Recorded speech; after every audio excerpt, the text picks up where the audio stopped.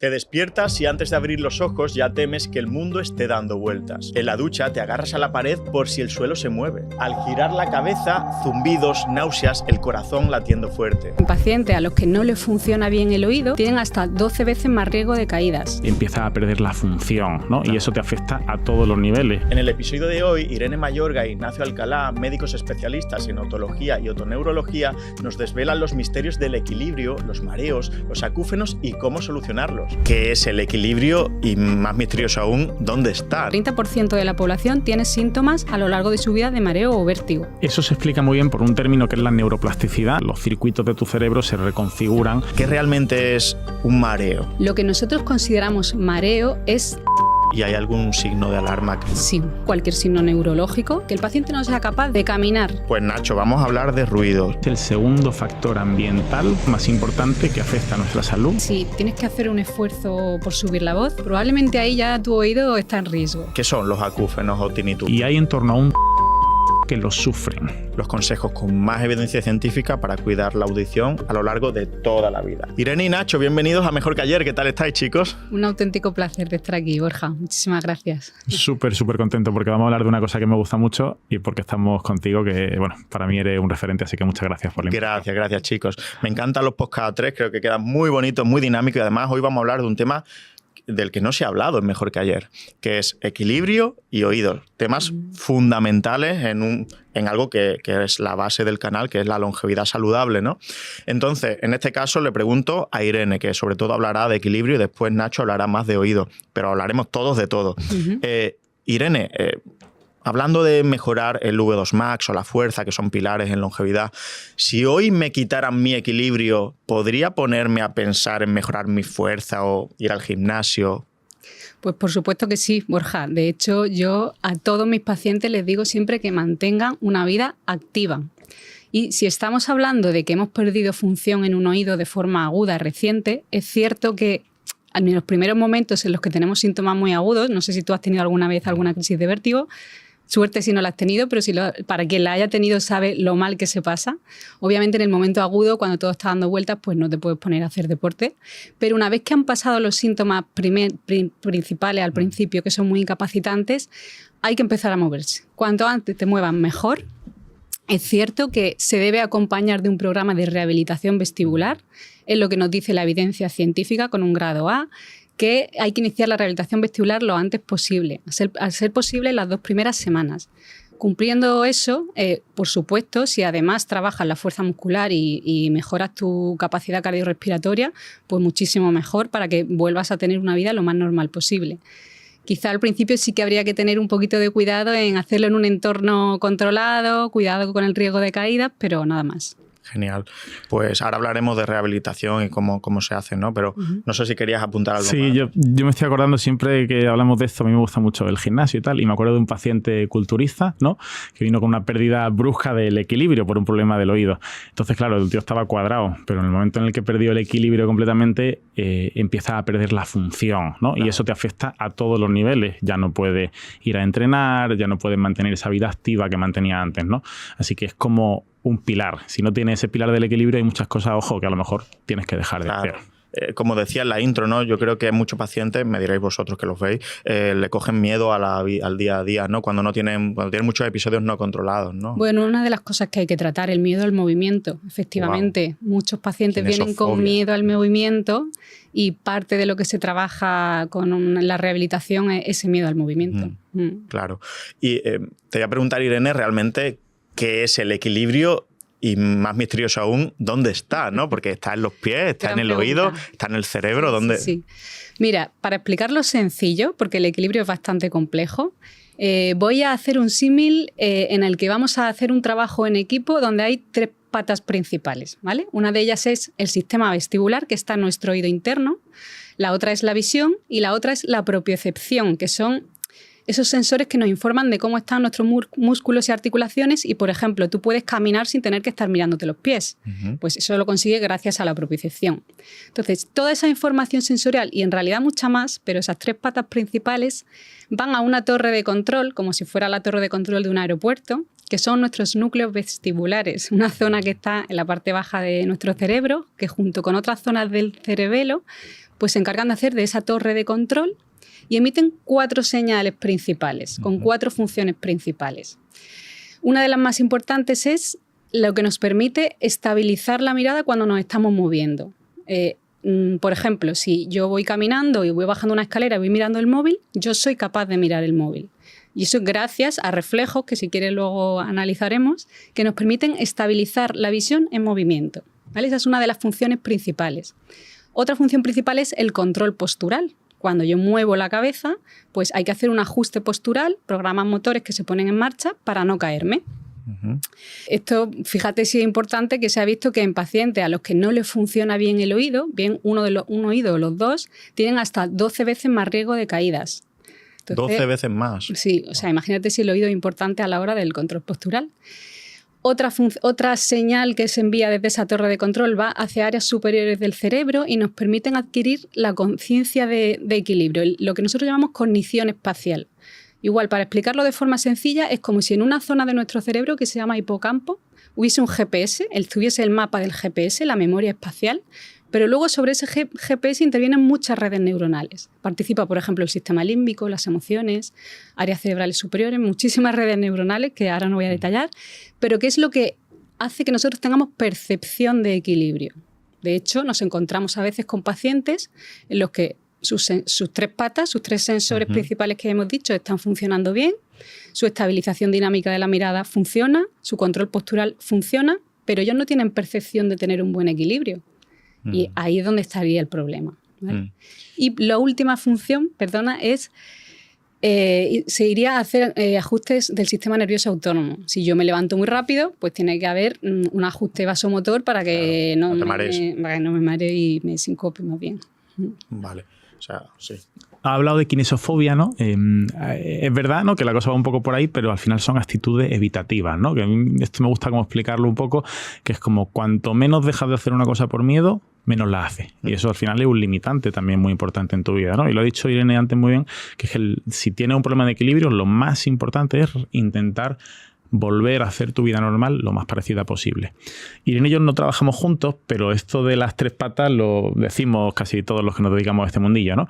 Y yo al paciente muchas veces se lo explico como un taburete de 3 patas, ¿no? Y si una de esas 3 patas, que lo explico muy Irene, se rompe o se cae, el taburete se cae. Se cae. Y tú también, ¿no? Entonces claro, está ahí como ese juego. Totalmente. Sí, yo estaba pensando, digo, esta es una de las cosas que son muy valiosas, pero solo nos damos cuenta de su valía cuando la perdemos, ¿no? Porque tú me preguntabas antes, yo por suerte nunca he tenido una crisis de vértigo, pero debe ser muy angustiante. O sea, el no encontrar tu equilibrio en el mundo, ¿no? Sí. Debe ser muy incapacitante.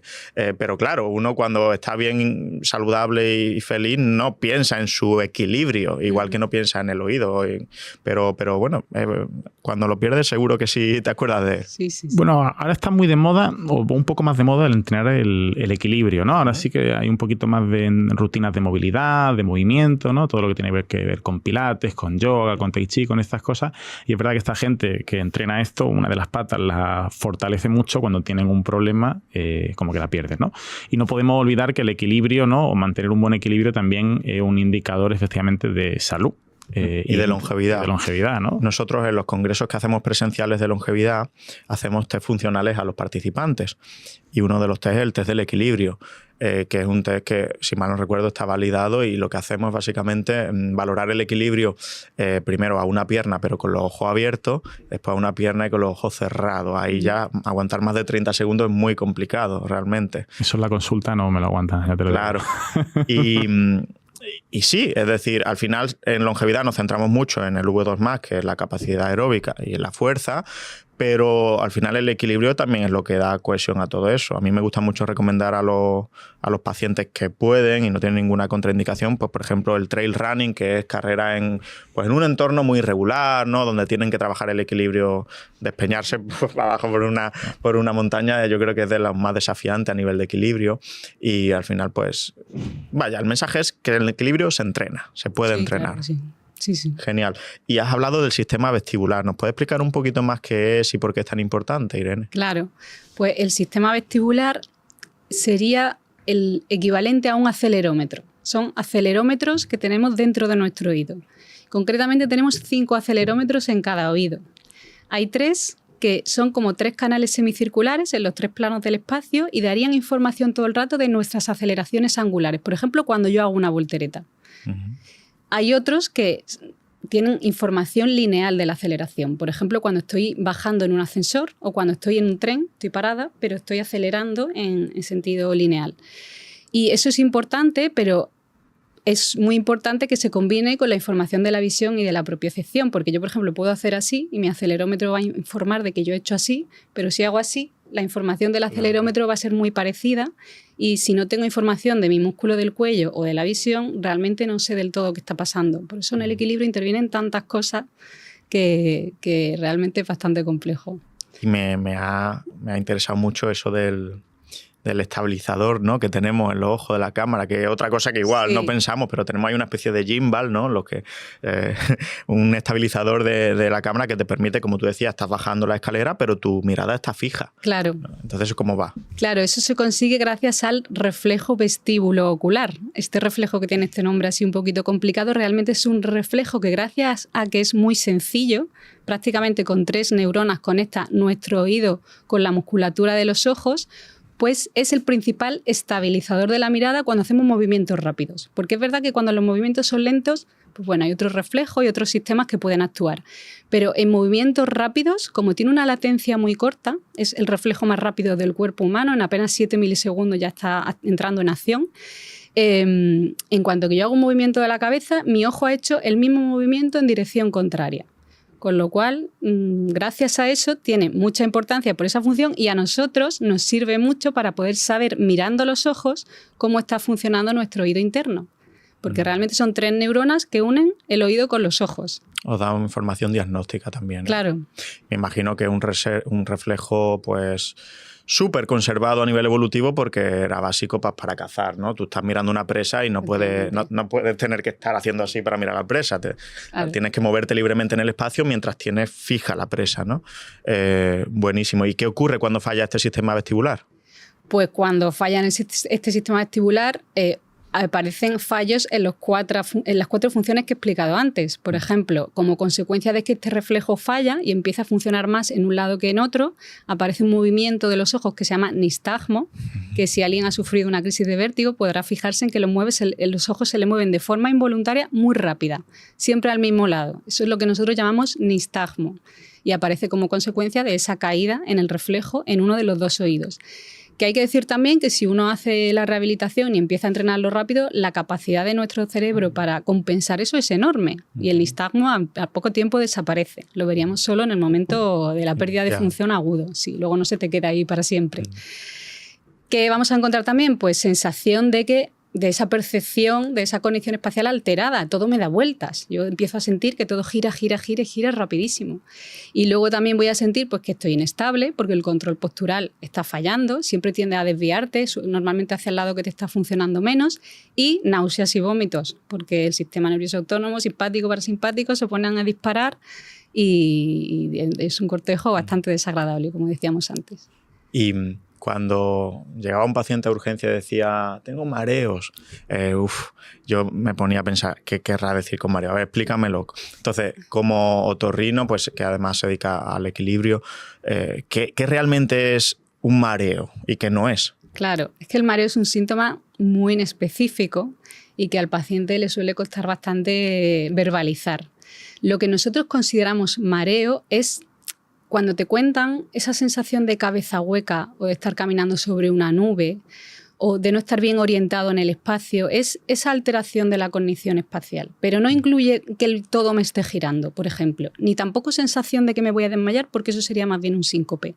Vale. Y cuando popularmente alguien dice que tiene vértigo porque se asoma a una planta 21 y le da angustia, ¿eso tiene algo que ver con los vértigos o no tiene nada que ver? No. Eso tiene poco. Eso es vértigo psicógeno, ¿no? Digamos, es como un miedo, ¿no? Me hace mucha gracia porque esto del vértigo o del mareo tiene como un componente cultural súper interesante. Según el sitio en el que vives, la gente lo llama de una forma o de otra.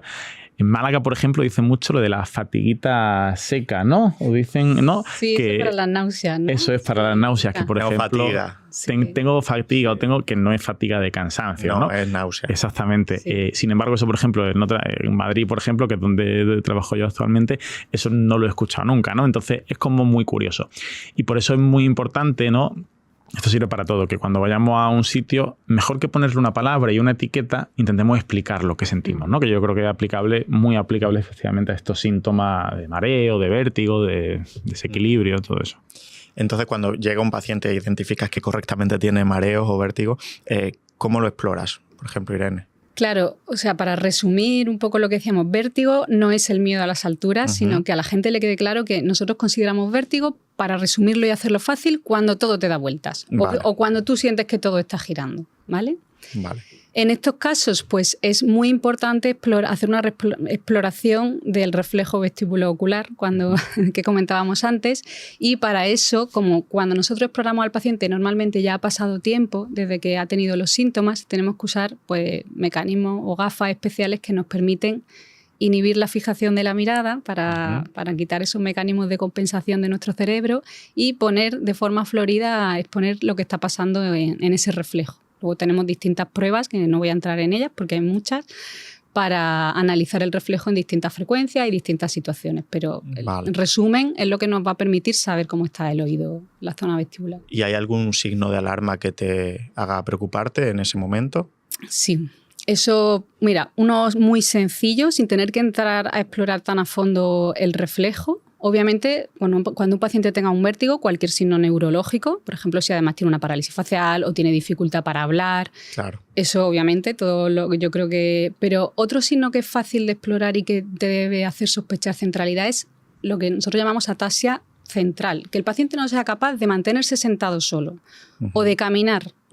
Eso te tiene que hacer pensar que probablemente vamos a pensar en infartos de... Vale, sí, porque claro, yo creo que aquí tendríamos que aclarar el origen, ¿no? Los dos tipos de vértigo, ¿no? Más periférico, más central. Claro. Si quieres explicarle a la gente. Eso es, sí. El vértigo pues, puede ser porque un oído ha dejado de funcionar o el nervio que lleva la información del oído hacia el cerebro, o porque haya un infarto en la zona que hablábamos de los núcleos vestibulares o el cerebelo, o un tumor, o en definitiva patología central. Entonces es importante hacer una buena exploración del nistagmo, que habla de ese movimiento del ojo, que nos va a dar mucha información sobre si ese cuadro puede ser central o periférico, y como decía, pues también de la otra parte, que es el control postural. Cuando un paciente tiene un daño en el oído, va a ser capaz de estar sentado, por ejemplo, sin apoyo. Cuando es un problema central, si tú ves que piensa en un problema central, sí. Vale. Y por suerte la mayoría son periféricos, ¿no? La mayoría son periféricos, por suerte. Sí. Vale. Sí, en este punto que hemos hablado, ¿no? De mareo y de vértigo, efectivamente hay como un tercero que sería la inestabilidad, ¿no? Y que muchas veces se juntan ahí como un montón de cosas. Y es verdad que la inestabilidad no tiene por qué ser del oído o del cerebro, ¿no? Por ejemplo, pensemos en una persona que no hace nada de ejercicio físico, que tiene una obesidad importante, ¿no? Que su centro de gravedad no está donde debería tenerlo, ¿no? Si estuviera completamente saludable. Si esa persona tiene algún pequeño problema que tenga que ver con alguna de todas estas cosas que estamos hablando, posiblemente vaya andando inestable por la calle o tenga más riesgo de caída, ¿no? Entonces también es una buena forma, lo decíamos antes, ¿no? De prevenir o de ayudar a que si pasa algo no pase eso, ¿no? Que esté en una forma física buena, ¿no? Vale. Después había por ahí otro término que era oscilopsia, ¿puede ser? ¿Esto qué es?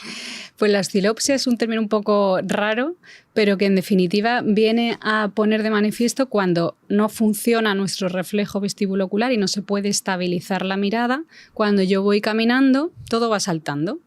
Entonces yo una pregunta que le suelo hacer a los pacientes para saber si de verdad tienen oscilopsia o no, porque el paciente no te entra a la consulta diciendo tengo oscilopsia, doctora. Entonces yo le suelo preguntar es, ¿usted necesita pararse para leer los carteles? Es decir, si yo voy caminando por la calle y puedo leer el cartel del Corte Inglés, pues obviamente mi reflejo vestibulo-ocular está funcionando bien, no tengo oscilopsia. Pero si me tengo que parar y quedarme estático para poder leer el cartel, entonces... Claro. He de decir que no todos los pacientes con pérdida de ganancia en el reflejo tienen oscilopsia. O sea, realmente la oscilopsia también es un síntoma, una percepción. Entonces, no todos los pacientes tienen oscilopsia. Y de hecho, diría que menos de la mitad lo tienen. Vale. Y antes has hablado de rehabilitación, ¿no? si quieres, puedes contar un poco cómo es esa rehabilitación vestibular o de qué forma tú recomiendas a un paciente entrenar el equilibrio. ¿Cómo lo hacen? Pues sí, mira, yo la verdad es que tengo 2 fisioterapeutas fantásticas trabajando conmigo y son ellas las que se encargan de hacer la rehabilitación. Pero lo que yo le explico siempre a los pacientes es como si fuese el gimnasio del equilibrio, la rehabilitación vestibular. Ellas van a pautar según el paciente en concreto. Esto siempre se hace personalizado, por lo menos en nuestra forma de trabajar. Si ven que hay un problema de agudeza visual dinámica, lo que estamos hablando, pues obviamente se va a trabajar en ejercicios que mejoren la ganancia de ese reflejo que estábamos hablando. Si es más un problema postural, pues también se va a trabajar eso. Se va a trabajar mejora del condicionamiento físico.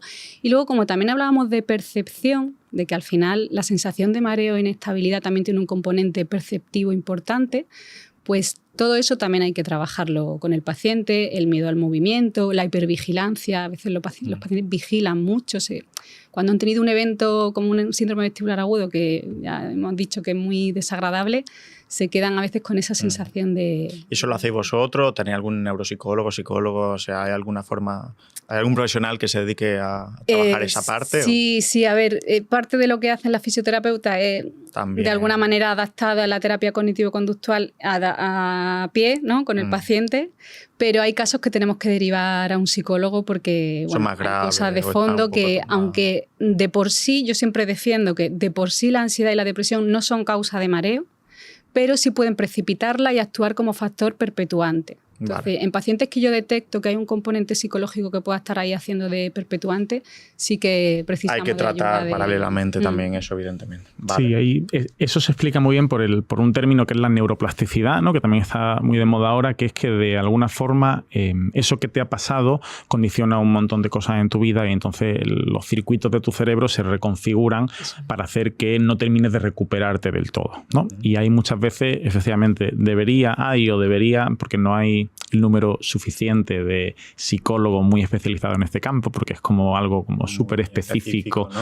Deberían ayudarte, pues, por ejemplo, con terapia cognitivo-conductual, ¿no? Para reaprender, pues, todas esas cosas que están pasando en tu cabeza, ¿no? Esto de la neuroplasticidad se explica muy bien como un río, ¿no? Tiene un río que va por un cauce, ¿no? Y de pronto aparece, poquito a poco, va apareciendo como una ramita de ese río, ¿no? Y entonces se crea un camino nuevo. Bueno, pues tenemos que reconducir el río hacia donde nosotros queramos. ¿Sabes? Un poco A mí me gusta poner el ejemplo de la pista de esquí de fondo. Tú también a veces queremos seguir siempre por el carril que ya está hecho y a veces hay que abrir, hay que abrir un nuevo carril. Sí. Claro. Y bueno, la audiencia dirá, ¿y qué causa estos problemas de equilibrio? ¿Cuáles son las causas más frecuentes, Irene? Pues la causa más frecuente descrita de vértigo en realidad es un vértigo posicional que dura muy poquitos segundos y que la gente suele conocer como el vértigo de las piedrecitas en el oído. Porque bueno, son unas partículas que hay dentro de uno de esos acelerómetros que hablaba antes, que son los canales semicirculares, que tienen una zona que se llama ampolla. Esas piedrecitas se salen al canal, del utrículo al canal, y cada vez que yo me muevo en la cama, típicamente el paciente te dice, me levanto, me acuesto o me giro en la cama, me da un vértigo que me dura unos segundos y se para. Pues por suerte ese es el vértigo más frecuente, y digo por suerte porque es el más fácil de tratar, por lo menos para mí. Se trata haciendo maniobras para volver a meter la piedrecita en su sitio. ¿Con maniobra entra la piedrecita? Hacen maniobras, vuelve a meter la piedrecita donde tiene que estar y la clínica desaparece. Qué maravilla. Pero he de aclarar que no todo vértigo posicional es por piedrecitas. Entonces eso siempre hay que explorarlo muy bien por gente que sepa explorarlo, ¿vale? Eso sería a nivel global. En realidad, si analizamos por edad, se ha visto en grupos bastante grandes de personas que la causa más frecuente en la primera edad, en la juventud, es la migraña vestibular. La migraña puede provocar vértigo. Y a mediana edad, entre los 40 y 60 años, es el mareo funcional, este mareo perceptivo del que estábamos hablando, en lo que en muchas ocasiones pues, las 3 patas, los sensores están bien, pero el cómo nuestro cerebro está procesando la información es lo que está alterado. Aquí podríamos hablar de codificación predictiva y de muchas cosas, pero... Sí, si quieres, me interesa el tema de la codificación predictiva, no sé, aunque si quieres de forma muy sencilla. Suena bien, ¿no? Suena bien. Bueno, la codificación predictiva es una de esas redes neuronales que participan en todo este procesamiento tan complejo y que es precisamente lo que nos permite evolucionar y llegar a hacer tareas cognitivas complejas. Si yo si el cerebro tiene que estar analizando tanta información sensorial a la vez, ¿cómo lo hace para poder hacerlo rápido y útil? Pues anticipando lo que va a pasar. Nuestro cerebro está continuamente adelantándose. Yo, ejemplos que le suelo poner a los pacientes para que entiendan esto es, si yo te meto a ti en una habitación a oscuras en la que tú nunca has estado, ¿cómo va a ser tu movimiento? Pues va a ser muy cauteloso. Porque no sabes qué hay ahí, no sabes si el techo es alto o bajo, si hay un precipicio delante, claro. No hay inferencia, que es la codificación predictiva. En cambio, si tú estás totalmente a oscuras en tu cama y te pido que vayas al baño, pues probablemente vas a poder llegar al baño sin ningún problema, porque claro. Ya tienes esa capacidad de predecir lo que te vas a encontrar. Ahora, ¿qué pasa si un día de camino al baño te tropiezas con un tacón que se ha dejado tu mujer por ahí? Pues, y te caes. Pues ahí es donde a eso se le llama error de predicción. Cuando hay un error de predicción que detecta tu sensor, le manda la información arriba, a la parte alta del cerebro, para que corrija la predicción. Uh-huh. Y a veces lo que ocurre en pacientes con mareo es que no se corrigen de forma adecuada la predicción y aparecen errores de predicción. Como el cerebro está prediciendo con errores, no concuerda la información que nuestros sensores le dan con lo que él está prediciendo y empieza a funcionar en modo alarma, y ya cuando el cerebro empieza a funcionar en modo alarma, pues ya sabemos que pone en marcha a veces esas percepciones que no quieren decir que haya un daño real. Los sensores están bien. ¿Y podemos decir que en la mayoría de pacientes los problemas de equilibrio tienen solución? Sí, tienen solución. Y con esto no quiero decir que haya solución para todo en el sentido de que todo se pueda quitar, pero lo que sí me gustaría que le quedase claro a la gente que nos escucha hoy es que lo primero es hacer un buen diagnóstico, porque en función del diagnóstico el tratamiento es muy variable. Entonces, yo sé que a veces los pacientes acaban dando vueltas por todos lados porque van al otorrino solo le mira el oído por fuera y con mirar el oído por fuera no vale, van al neurólogo, dan muchas vueltas y no se le... Cuando se hace una exploración adecuada y un diagnóstico adecuado, podemos llegar a poner una sospecha diagnóstica o un diagnóstico definitivo, y en función de eso, pues valoramos si hay que hacer maniobras, como te había dicho, si hay que poner fármacos o si hay que hacer rehabilitación. Y la rehabilitación también está enfocada, pues dependiendo del diagnóstico. ¿En vuestra especialidad es muy atractivo o es muy frecuente que los otorrinos se dediquen al equilibrio? Es muy raro. Es raro, ¿no? Somos raros los que nos gustan los temas de equilibrio, y eso está empezando a cambiar, diría yo. Pero, de hecho, cuando yo me formé de residente, a mí no me enseñaron prácticamente nada de equilibrio. Era una parte pequeñita del manual que estudiábamos para el MIR, al menos, ¿eh? Sí, bueno, y yo del MIR ni siquiera recuerdo que me hablaran de equilibrio. A lo mejor algo muy básico, pero... Y dices que ahora en tu clínica te dedicas a esto. Sí. O sea, que pacientes hay por un tubo. Bueno, es que los problemas de vestibulares son enormemente prevalentes. De hecho, hasta el 1 de cada 3, o sea, el 30% de la población tiene síntomas a lo largo de su vida de mareo o vértigo. ¿Qué pasa? Que son síntomas, como hemos dicho, poco comprendidos. Poco comprendidos porque hay pocos profesionales con formación adecuada para abordarlo, no porque sea raro la patología. Y luego porque la coyuntura de la sanidad, pues no, son pacientes que necesitan mucho tiempo, necesitan una exploración que es larga y eso... Es muy agradecido a veces, ¿no? Sí. Vale. Y puede darse el caso de que tengamos un episodio de vértigo y después se autolimite y ya nunca más vuelvas a tener en tu vida. Sí, puede darse el caso. Eso es lo que nosotros llamamos un síndrome vestibular agudo. Y ya, bueno, ¿no? Puede ser que no se repita, y precisamente en esos casos, para no quedarte con inestabilidad residual, tienes que empezar a moverte lo antes posible. Fantástico. Pues nada, vamos a seguir con el segundo tema, que es el oído. Y me encanta porque además, primero, o sea, te doy la enhorabuena por tener un canal de YouTube de oído. O sea, me parece súper de nicho, pero es que YouTube es maravilloso para eso, porque al final hay mucha gente que tiene dudas, que tiene inquietudes, que tiene miedos, y qué mejor que haya pues un otorrino que además se dedica a esto justo, que esté hablando. Así que recomiendo a todo el mundo tu canal, que se llama... Bueno, mi canal soy yo, Doctor Ignacio Alcalá, ahí podéis encontrarme. Fantástico. Pues Nacho, vamos a hablar de ruido. Me encanta porque hablas del ruido como un factor de riesgo invisible. Explícame eso. Sí, esto es una cosa, porque el oído es como poco sexy, ¿no? Porque si te falta una pierna, por ejemplo, si te da un golpe muy fuerte, eso de fuera como que se ve, ¿no? Si llevas gafas, se ve, ¿no? Pues en general las cosas se ven, pero el oído es una cosa invisible, ¿no? Y por tanto los factores que le afectan son invisibles y les quitamos un poquito de peso, digamos, de alguna forma, ¿no? Entonces, ¿qué pasa con el ruido? Estamos expuestos todo el día al ruido, ¿no? Y cada vez vivimos en ciudades más ruidosas. Además, si tú vas en el metro, si tú vas en transporte público, incluso cuando vas en el coche con la radio a todo volumen, estás expuesto a unos niveles de ruidos que no son saludables. Y la gente cuando escucha esto dice, bueno, eso no es bueno para el oído, me puede producir un problema en el oído. Pero está súper demostrado, y lo dice la Organización Mundial de la Salud, no lo digo yo, que el ruido es el segundo factor ambiental físico más importante que afecta a nuestra salud después de la contaminación. ¡Wow! ¿El segundo? El segundo, ¿de acuerdo? Y de hecho se ha visto que el ruido tiene un efecto directo sobre, como factor de riesgo cardiovascular, neurológico, de salud mental y, por supuesto, auditivo. ¿Vale? Esto es una cosa que dejamos pasar un poco de lado. De hecho, hay estudios como súper curiosos, ¿no? Que se hacen en gente que vive cerca de aeropuertos, donde hay muchísimo ruido del despegue y del aterrizaje, y se ve que tienen hasta entre un 10 y un 30% más de riesgo de tener patologías como un ictus cerebrovascular, ¿no? Solamente por el efecto que tiene el ruido en ellos. Ya no solo cuando están despiertos, sino también porque cuando están dormidos afecta a la calidad del sueño de esos aviones que despegan y que aterrizan. Entonces lo tenemos un poco como olvidado y nos ponemos que ahora entramos un poco en profundidad en eso si quieres, nos ponemos nuestros cascos, escuchamos nuestra música y se nos olvida todo esto. Aquí falta, esto lo digo yo un poco de coña y bueno, un poco también hablando contigo, esto es lo que yo llamo, nos hace falta un poco de dieta paleoauditiva, ¿no? Es decir, irnos al campo, un poquito de silencio, los pajaritos, el río y ya está, ¿no?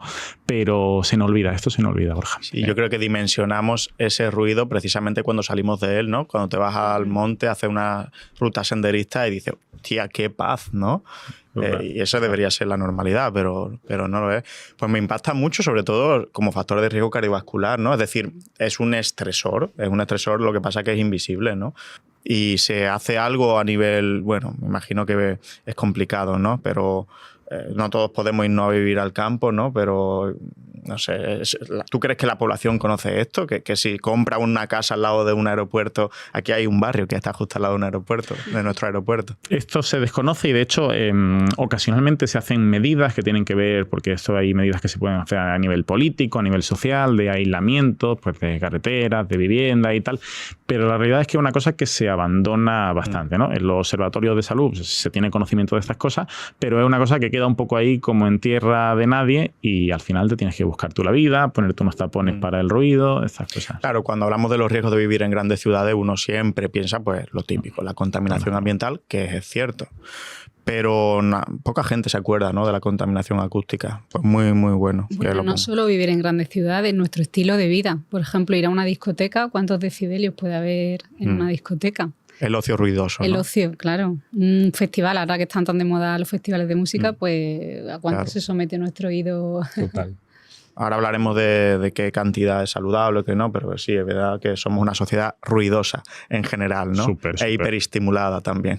Venga, vamos a hablar de algo que es súper cotidiano. Yo mismo, ¿no?, trabajo con ellos, son los auriculares. Auriculares, cascos y, como decía Irene, ocio ruidoso.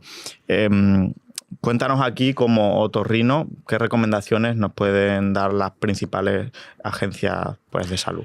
Yo aquí doy una opinión un poco que cuando la gente escucha el mensaje al principio suena controvertido, ¿no? Y es que yo siempre digo que los auriculares y los cascos no son el enemigo. El enemigo es el ruido, ¿no? Porque tú puedes utilizar cascos y auriculares a un volumen bajito durante un periodo corto de tiempo y no pasa absolutamente nada. Ligándolo con lo que comentábamos antes, nosotros vamos, por ejemplo, yo vivo en Madrid, ¿no? Y voy en el metro. Y en el metro hay mucho ruido, aunque no nos demos cuenta. Posiblemente, por dar dato orientativo, en torno a 90, 80, 90 decibelios, ¿no? Y resulta que a mi lado va un chico joven con unos cascos y yo soy capaz de escuchar su música, lo cual significa que él está escuchando esa música ya por encima de 80 o 90 decibelios, que de por sí es una intensidad que daña el oído, ¿no? ¿Cuál es el límite que no deberíamos sobrepasar de decibelios? El tema de los decibelios, hay unas guías de la Organización Mundial de la Salud que nos aconsejan un poco en función del tiempo, ¿no? Porque no es lo mismo escuchar... Acumulativo. Eso es, totalmente acumulativo. No es lo mismo escuchar durante 1 hora 60 decibelios, ¿no? Que puede ser una cosa aceptable, que escuchar durante 1 hora y media a 90 decibelios o que escuchar durante media hora a 120 decibelios, ¿no? Entonces, bueno, eso es una cosa un poco relativa. Lo que sí que está muy claro son 2 cosas. Lo primero, que si trabajamos con ruido o estamos expuestos a ruido, hay que hacer descansos para que nuestro oído descanse, y que si estamos escuchando, o sea, si estamos al lado de alguien que está escuchando música y nosotros estamos escuchando su música, es que esa persona está por encima del nivel necesario. Hoy en día están estas aplicaciones del móvil que automáticamente te saltan. Esta mañana me ha saltado. Eso es, pues, esta mañana estaba yo entrenando en el gimnasio y me he acordado de ti y me ha dicho el iPhone, deberías bajar el volumen. Justo, pues eso significa que has pasado el límite aconsejable, y de hecho todo esto va a ir evolucionando efectivamente a mediciones de este tipo de hábitos que nos van a orientar cuándo debemos de parar, cuándo debemos descansar, cuando esto del oído, que lo voy a conseguir, sea un poco más sexy. Va a ser muy glamuroso y muy sexy en divulgación muy pronto. Se me vienen muchas preguntas. A ver, primero, más o menos en una discoteca habitual, ¿cuántos decibelios puede haber? Así tirando a un dato. Pues ahí estamos partiendo, yo creo que en torno a 110, 120 decibelios. Que es muy por encima de lo... una auténtica... O sea, que si te pasa una noche de fiesta de las duras, de 4, 5, 6 horas ahí, mal para el oído. Yo le suelo decir a los pacientes que si estando como a una distancia de un brazo de una persona tienes que hacer un esfuerzo por subir la voz, probablemente ahí ya tu oído está en riesgo. O sea, que imagínate no puedes hablar una discoteca. ¿No claro. te ha pasado nunca de salir de la discoteca y tener como sensación del oído? Y el pitido. Un pitido. Cuando llegas y te acuestas en la cama. Ahí está claro que tu oído ha sufrido. Vale. Sí. Bien, y después también veo una tendencia a la venta o a la promoción de tapones para, de alguna forma, amortiguar en fiestas y en eventos ese daño auditivo. ¿No? Hay no es patrocinado, ojalá, pero no es patrocinado, pero yo uso una marca que se llama Loop, sí, que se ponen y además son muy bonitos, ¿no? Son como estéticos, ¿no? Hay de diferentes colores y tal. Y sí que he visto cada vez más gente pues usándolos en la Feria de Málaga, había varios y demás, ¿no? ¿Recomendáis ese tipo de medidas? Yo estoy especialmente obsesionado con mi audición, luego si quiere entramos en esto. Entonces yo uso los Loop también, por ejemplo, cuando voy a sitios ruidosos, pero aquí hay una diferencia, ¿vale? Una cosa es saber que va a ir a un sitio ruidoso puntualmente y ponerte un tapón para protegerte porque no te queda más remedio, y otra cosa muy distinta es decir, puedo hacer lo que quiera porque llevo tapones. Claro. ¿Vale? Los tapones reducen un poquito la intensidad a la que se somete tu oído, pero atenúan una cantidad. Incluso si te metes en una discoteca 6 horas con unos tapones para protegerte del ruido, el nivel de intensidad sigue siendo por encima de lo recomendable, ¿no? Claro, que no te dé una falsa sensación de seguridad. Pasa un poco como con esto de exponerse al sol con crema protectora. Claro, ¿no? Te echas una vez y te piensas te puedes tirar 8 horas al sol en Málaga en agosto y no. Y no, eso es algo parecido, por ahí van los tiros. Y después otra pregunta es... también, ¿no? La tecnología pues, puede ser algo a favor o en contra. Y yo, por ejemplo, utilizo mucho los AirPods con la cancelación de ruido, que además los últimos tienen una súper buena, en silencio, o sea, para trabajar. Que esto en ese sentido puede incluso ayudar, entiendo, o no. O esa cancelación de ruido no... Bueno, la cancelación de ruido es una tecnología que lo que hace es que cuando llega un ruido de fuera, en la cancelación de ruido emite una onda, digamos, que contrarrestra ese ruido de fuera, ¿no? En ambiente ruidoso eso lo que hace es que disminuye la cantidad de sonido que viene de fuera y por tanto te permite bajar un poquito el volumen al que tú estás escuchando la música. En ambientes silenciosos como tal, si no hay nada de ruido, la cancelación de ruido ahí en principio no hace mucho. Lo que pasa es que te da una sensación de oído como oído tapado, que bueno, hay a quien le gusta un poco esa sensación porque le ayuda a estar un poquito más concentrado o a encontrarse mejor. Pero en silencio como tal, en principio no hay mucha cosa. A mí me gusta, me ayuda a concentrarme, no sé. Y estáis viendo como profesionales especialistas patología de oído en gente más joven cada vez por este tema. De hecho, la Organización Mundial de la Salud dice que hay más de 1.000 millones en el mundo de jóvenes en riesgo de pérdida auditiva por exposición a ruido, precisamente por hábitos no saludables relacionados con la exposición a ruido, el consumo del ocio ruidoso, todo eso que estábamos comentando. Esto significa que hay 1.000 millones de personas que pueden tener pérdida de audición, además de todas las cosas que hemos hablado antes, que podrían no tenerlo si no se expusieran a esto. Por poner un poco en contexto, ¿no? A nivel mundial, la Organización Mundial de la Salud, otra vez, me repito, dice que hay 1.500 millones de personas con pérdida de audición. Y en torno a unos 500 millones son con una pérdida de audición que les discapacita para hacer cosas en su día a día. Y esperamos que para 2050 ese número crezca muchísimo, ¿no? Y eso es muy peligroso porque tenemos un problema importante. ¿Cómo afecta el ruido tal cual a la pérdida de audición? ¿O qué es lo que pasa? Pues tenemos varias cosas. Siempre cuento aquí una historia de una paciente que vino a la consulta que se había quedado dormida en la discoteca encima de uno de los altavoces en medio de una fiesta. Bueno, ya sabes tú que... Sí, habrá elementos facilitadores del sueño porque... Hay de todo. Y entonces tuvo una pérdida de audición completa de ese oído por esa exposición. Completa. Eso puede pasar, sí, eso sería un trauma acústico agudo importante. Según el caso puede ser irreversible o no, en este caso irreversible, efectivamente. Es un caso dramático y aislado, pero me gusta contarlo por ilustrar un poco, ¿no? Pero sin embargo, hay gente que se expone en el día a día y no nota grandes cambios, pero cuando han pasado 20 años empiezan a perder audición. Y posiblemente esa pérdida vista 20 años después tenga que ver con esos malos hábitos de exposición durante periodos como muy prolongados, ¿no? Durante mucho tiempo. O sea, que tienes mucho trabajo, no solo en el lado asistencial, sino en el lado de prevención y divulgación, ¿no? Sí, pero volvemos... 1.000 millones son mucho. 1.000 millones. No son todos hispanohablantes y yo es verdad que casi todo lo hago en español, pero volvemos un poco al mismo tema. Es verdad que no estamos en un punto que eso se nota que está creciendo el interés por organizaciones y por cosas y tal, pero sigue faltando como... Esto, por ejemplo, hace 10 años nadie hablaba del sueño, ¿no? Y de pronto fue el boom del sueño, los medidores, los anillos, no sé qué tal.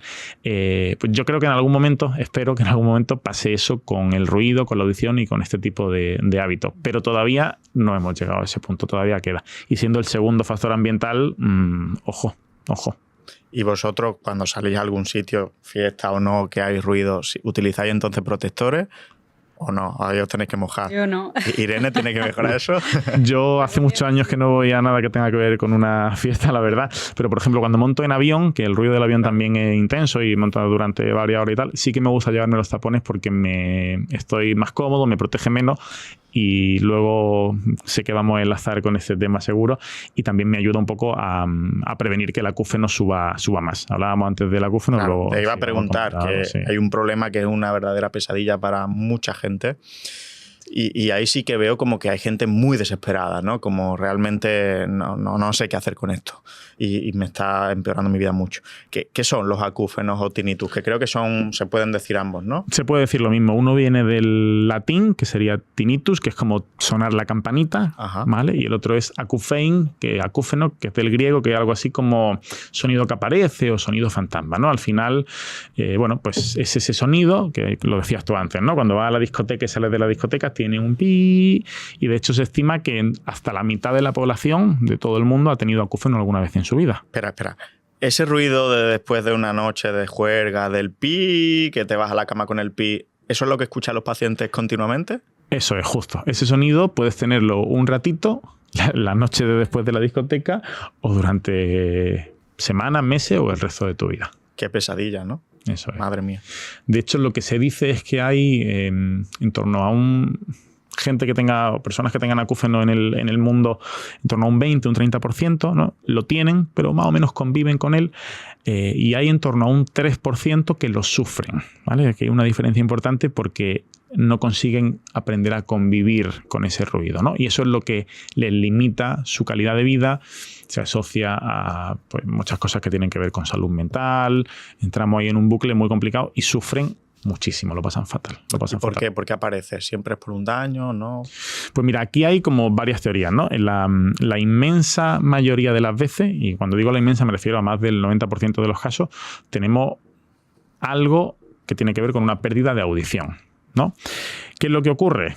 Una pérdida de audición o algo que tiene que ver con algo que pasa en el oído puntualmente, como ir a una discoteca, tener un tapón de cera, tener una otitis, ¿no? Y puedes tener en ese momento un acúfeno. La inmensa mayoría, tal como vienen, cuando pasa lo que lo produjo, se va. Aquí entramos un poco en el territorio ese que hablábamos antes de la neuroplasticidad, ¿no? Porque hay veces que el cerebro empieza como a interpretar mal eso que estaba pasando. Y cuando el cerebro empieza a interpretar mal un tapón de cera, una pequeña pérdida de audición o algo que tenga que ver eso, pues cuando nosotros no estamos emocionalmente bien, ¿no? Cuando ocurre algo o hay una situación en nuestra vida puntual estresante, cosas de ese estilo, ¿no? Y eso hace que de alguna forma el cerebro empieza a prestarle mucha atención a ese acúfeno. A mí me gusta mucho contar un ejemplo, que es que cuando nosotros vivíamos en la sabana con los leones, ¿no? Teníamos muy claro nuestro enemigo. Nuestro enemigo era el león y eso nos ponía en nuestro modo de lucha o huida, ¿no? Entonces el león era el enemigo claro, aparecía el león, tú te ponías a tope, o le dabas al león o salías corriendo, ¿vale? Hoy en día no tenemos leones, pero nuestro sistema de lucha o huida sigue ahí. Y muchas veces nuestro sistema de lucha o huida identifica a enemigos que no son reales. Esto, por explicarlo así sencillo, el cerebro entiende muchas veces ese acúfeno como un enemigo irreal, le empieza a prestar atención y eso hace que los pacientes sufran muchísimo. Dicho esto, se tienen que dar las dos cosas, ¿vale? Algo que pase en el oído, ya te digo que la inmensa mayoría tienen algún tipo de pérdida, que puede ser mayor o menor, y esta otra situación. Y una vez identificamos ese acúfeno, ¿qué cosas sí son recomendables hacer y qué cosas no? Pues lo más importante es hacer un estudio completo, ver que todo lo demás está bien, ¿vale? Es muy raro que un acúfeno, que es el principal miedo de las personas que tienen un acúfeno, ¿no?, sea consecuencia, por ejemplo, de un tumor cerebral o de algo grave. Esto es extremadamente raro, pero hay que descartarlo, entre otras cosas, para que la persona también esté un poco más tranquila, ¿no? Eso es muy importante. Lo segundo, y es una cosa que desgraciadamente en nuestro sistema de salud, y ya no específico público o privado, es explicarle muy bien a esa persona qué le ocurre. ¿Qué le ocurre? ¿Por qué le ocurre? ¿Cuáles son las expectativas? ¿Qué puede pasar? Esto se llama como aconsejar al paciente, ¿no? Que parece una cosa natural del médico, pero que no sé por qué a veces no se termina de hacer, ¿no?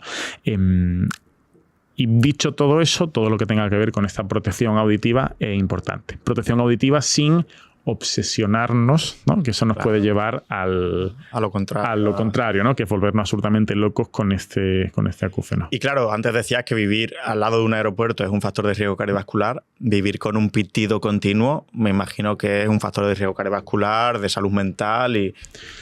Vale, el pitido continuo del oído no es... O sea, es un pitido real, el paciente no se lo está inventando, pero se parece, o sea, no es que exista... Es una percepción real. Es una percepción real, a eso iba. El sonido no es real, lo demás no lo escuchamos. No hay ondas físicas vibrando en el ambiente. Claro, ¿no? pero la percepción, era lo que hablábamos antes con el mareo, la percepción es totalmente real. El paciente lo está escuchando, como tú has dicho, igual que cuando tú salías de la discoteca. Por suerte, cuando a ti salías de la discoteca lo tenías un tiempo y luego se te quitaba, pero al que se le queda ahí, pues está siempre percibiendo ese ruido, aunque ese ruido no exista en la realidad, porque el resto de las personas no lo escuchan. Esto se parece mucho a lo del miembro fantasma, ¿no? Estas pelis de guerra en la que una persona pierde un brazo y siente que lo tiene. Sigue notándolo. Pues el acúfeno, lo que pasa es que hay una celulita en el oído interno que se llaman células ciliadas. Algunas de ellas tienen daño, ese es como el inicio, no la causa de que se perpetúe. Pero es como si todo el rato sintieran como ese ruido que rellena un hueco, ¿no?, que está causado por esas células ciliadas. Estas células ciliadas, que viene un poco al caso por todo lo que estamos hablando, a mí me gusta imaginarlas como un teclado, ¿no? Imagínate que tuviéramos un teclado de 16.000 teclas, ¿no?, que son más o menos esas 16.000 células ciliadas.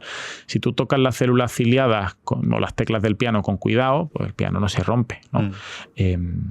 Si tú tocas el piano con un martillo, las teclas pues, se fastidian. Si tú escuchas ruido muy fuerte, como si fuera un martillazo ahí en el oído, terminas cargándote esas células ciliadas, ¿no? Igual que rompería un piano, la cosa se fastidia y pueden aparecer otros síntomas, como por ejemplo el acúfeno, o uno muy desagradable que es la hiperacusia, que es que sonidos que a ti y a mí no nos molestan, hay personas que pasan al lado de una obra o alguien pone un clavo en la pared y se ponen como muy nerviosos, muy tensos porque le está molestando realmente.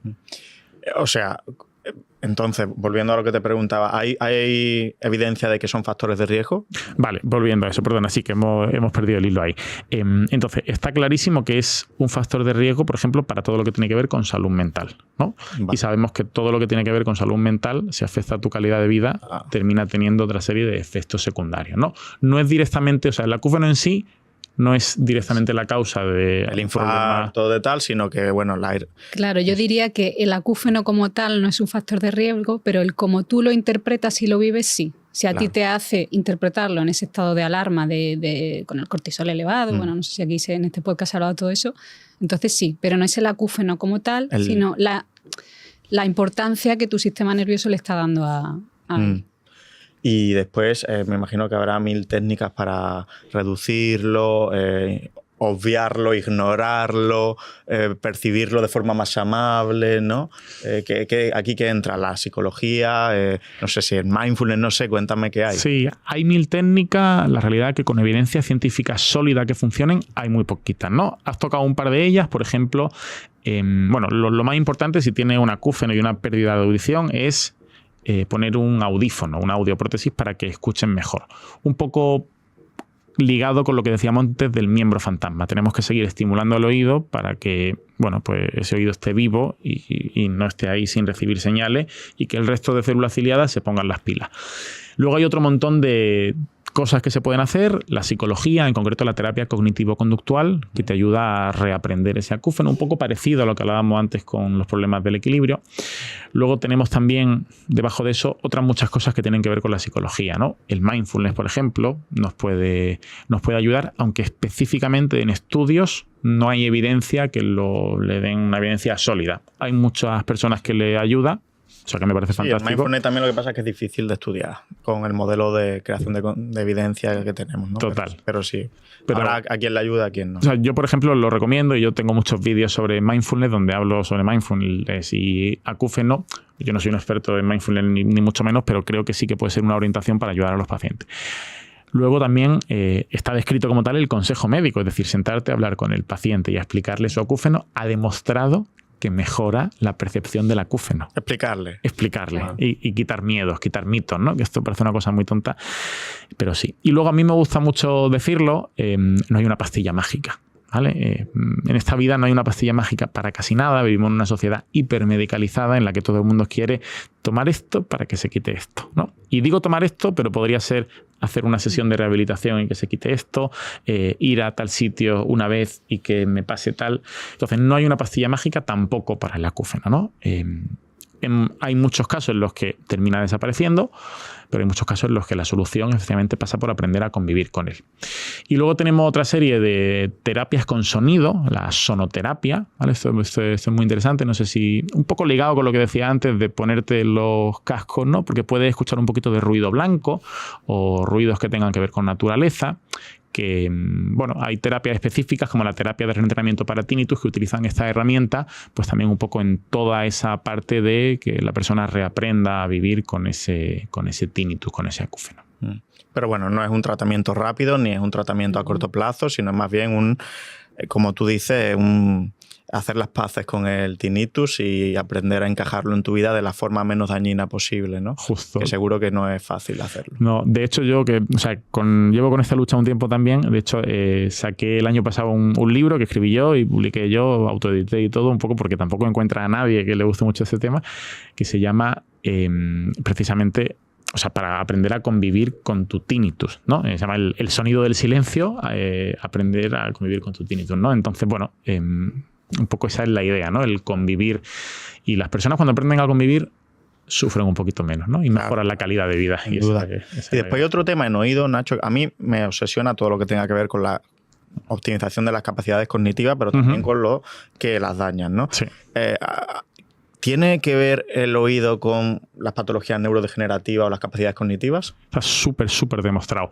Es verdad que no tanto como A día de hoy, no tanto a nivel de mejorar, sino efectivamente de no perder. No empeorar. Por ejemplo, si tú tienes una pérdida de audición, que puedes tenerla por millones de causas, ¿no?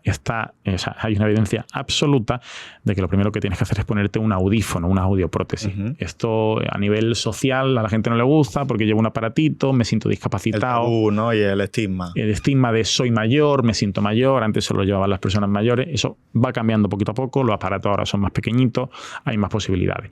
Entonces, está súper demostrado que las personas con pérdida de audición, si además tienen otro tipo de problema neurodegenerativo, incluso algún pequeño deterioro cognitivo, el deterioro cognitivo se potencia.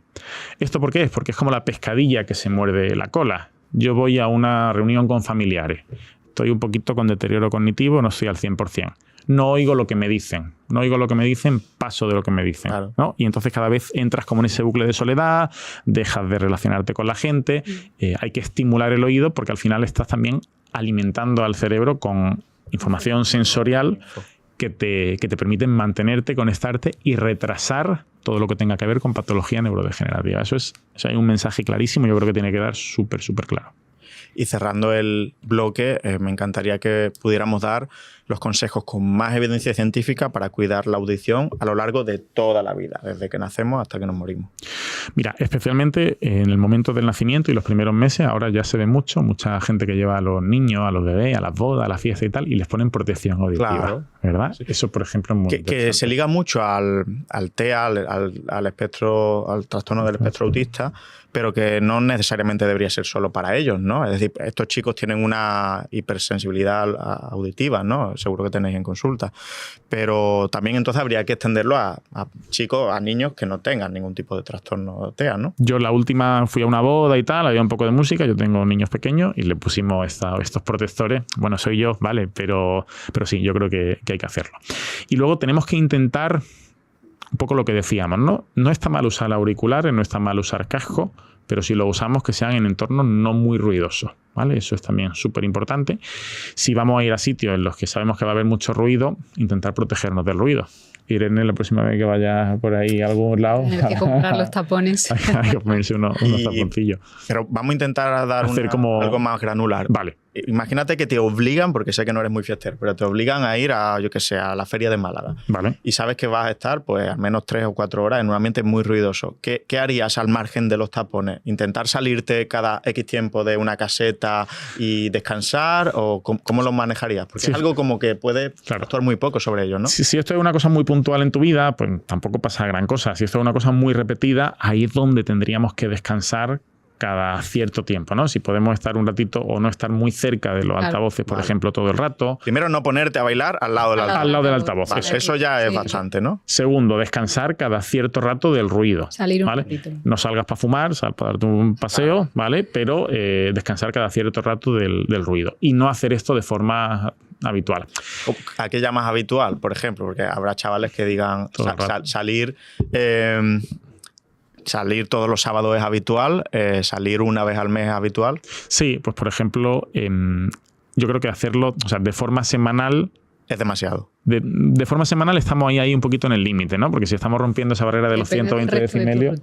Sí, porque si usas auriculares a tope en el gimnasio y además todos los fines de semana vas a la discoteca y pues probablemente... Claro, y vives al lado de una obra y despegan aviones todos y tal. suman. Vale, sí. Es muy complicado, ahí hay que hilar muy fino para cada caso. Claro, es que podemos dar datos específicos, por ejemplo, lo que la Organización Mundial de la Salud creo que dice 80 decibelios durante 40 horas a la semana. Eso Lo que pasa es que nosotros no llevamos lo que habíamos dicho, un medidor. ¿Y por qué no? O sea, eso se puede medir realmente, ¿no? Absolutamente. Piensa en los compañeros de medicina nuclear que tienen el dosímetro de radiación, ¿no? Claro. ¿Tú crees que en el futuro llevaremos en el móvil algún tipo de dosificador de audición? Porque eso realmente es medible. Es posible, ¿no? Ya hay tecnología y ya llevamos algo parecido. Y hay iniciativas y startups que tienen que ver con esto que ya están funcionando. O sea, eso ya existe a día de hoy. Otra cosa es que haya el suficiente interés como para que todo el mundo lo utilice. Yo creo que eso debería ir en el móvil. Sí, o sea, eso en el futuro tiene que ir en el móvil y que te diga la dosis acumulada. El móvil va siempre contigo. El móvil no te lo dejas ni para ir al baño. Que te diga la dosis acumulada. O sea, yo creo que al final es un elemento muy difícilmente cuantificable, pues por lo que dice Irene. Es decir, al final pues vas en el coche, pones la radio un poco más alta, después entrenas con el auricular, después hay una obra al lado de tu casa. Al final no te das cuenta de toda la exposición que lleva. Eso llegará seguro, no tengo duda. Después, ¿tapones para el agua, por ejemplo? Pues mira, esta es una pregunta que me hacen súper frecuente. Si no tiene un problema de oído como tal, si no tiene el tímpano roto, si no te ha operado del oído, no hace falta utilizar tapones para los oídos. Si no sueles tener problemas de que te entra agua y se te infecta un poquito la piel del oído, en principio no hace falta. No solo no hace falta, sino que yo diría que es mejor no usarlos. Porque si el tapón no está bien ajustado, puede entrar un poquito de agua y quedarse dentro, o al ponértelo y quitártelo, hacer algún microtraumatismo que al final favorece las infecciones, que es lo que queremos evitar. Y hay una cosa que preguntan mucho también, si el agua de la piscina o el agua del mar, ¿no? En teoría mejor la del mar para el conducto del oído, porque esa sal, ¿no?, como más natural, irrita menos y en teoría produce menos otitis. La de la piscina, por la concentración que tiene, el cloro y todas esas cosas, irrita un poquito más la piel del conducto. Y otra pregunta, yo tengo un sueño muy ligero y muy superficial. A mí me despierta literalmente un mosquito, o sea, una mosca me despierta. Y suelo usar tapones para dormir. ¿Hay alguna precaución, algún problema en este caso? Que te los pongas con cuidado, me refiero. Sí. Si no eres muy no ser bruto. Si no eres muy bruto poniéndotelos, no pasa nada. Ahí tienes muchísima variedad. Yo cuando estudiaba la carrera de medicina, de hecho, que vivía en una residencia y tal, ¿no?, de estudiante, había mucho ruido. Y a veces me los ponía. Y dejé de ponérmelos precisamente porque no encontraba en ningún sitio que me dijeran si esto era bueno o malo. Los puedes utilizar, no hay problema. Se te puede acumular un poquito más de cera y a lo mejor... Te iba a decir, lo peor que te puede ocurrir es que te acabes generando un tapón de cera y de vez en cuando tengas que ir a limpiártelo. Vale, sí. Bueno, eso... Y según el que uses, pues cada cierto tiempo renovarlo, limpiarlo, claro, y estas cosas. Genial. Bueno, y ahora vamos a pasar a unos juegos muy sencillos, muy fáciles. Ya creo que la audiencia que esté avispada pues sabrá contestarlo porque lo hemos dicho a lo largo del episodio, pero vamos allá. Se trata de mito o realidad y explicarlo en menos de 10 segundos. ¿Vale? Y bueno, sabréis si va para vosotros, para uno, para otro, para los dos. Vale. Venga. El vértigo casi siempre viene del cuello. No. De hecho, no hay evidencia que nos permita sostener esa afirmación.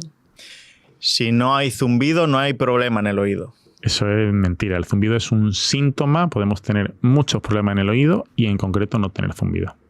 El tinnitus es siempre para toda la vida. La inmensa mayoría de las veces el tinnitus desaparece. Las maniobras vestibulares son o sirven para todos los vértigos. Si te refieres a las maniobras posicionales, no. Solo sirven para el VPPV. Vale. ¿Los audífonos son solo amplificadores de la señal? No, los audífonos tienen tecnología que es capaz de mejorar tu audición incluso en otras frecuencias. Tienen muchísima tecnología, muchísima. El uso de los cascos a volumen elevado no me va a ocasionar ningún problema a largo plazo. Te va a ocasionar problemas a nivel auditivo, que sé que te importan menos, pero también a nivel cardiovascular y neurológico. Vale. Si tengo mareos y las pruebas son normales, es ansiedad y ya. No. No puedes tener mareo y no tener ansiedad. Genial. Y ahora vamos a jugar a acabar la frase, ¿vale? Venga. El peor consejo que veo para vértigos en redes es... Quédate quieto y tómate una pastillita, que creo que todos sabemos cuál es. Sí. El mayor mito sobre los acúfenos es... Que es una enfermedad. El acúfeno es un síntoma, no una enfermedad. El hábito más tóxico para tus oídos es... Estamos de acuerdo, ¿no? El ruido. El ruido, no hay duda. Si solo pudiera enseñar un ejercicio en España para prevenir caídas, ¿sería? Para prevenir caídas, pues mira, uno muy sencillito, hacer sentadillas, sin utilizar apoyo, por ejemplo. Se me ocurre. Fantástico. Así rápido. Pues nada, chicos, ha quedado un episodio espectacular. No sé vosotros cómo lo habéis visto, si habéis estado bien. Un placer, Borja. Sí, encantado, sí. Fantástico. Gracias por dar visibilidad al oído. Claro. Como ha dicho Ignacio, es poco sexy y aquí estamos intentando que la gente comprenda mejor su... Y si os parece, lo que vamos a hacer es pedirle a la audiencia que deje sus dudas, sus comentarios, sus peticiones en la sección de comentarios y vemos si hay, pues, que seguro que sí, pues tema para otro episodio, ¿no? Donde hablemos de otros temas de oído. Así que nada, os doy las gracias por haber venido aquí a grabar al plató y espero que esto ayude a mucha gente, que seguro que sí, estoy convencido. Muchas Gracias. Gracias a ti. Pues chicos, un episodio más de Mejor que Ayer. Nos vemos en el siguiente. Un fuerte abrazo y a seguir empoderando.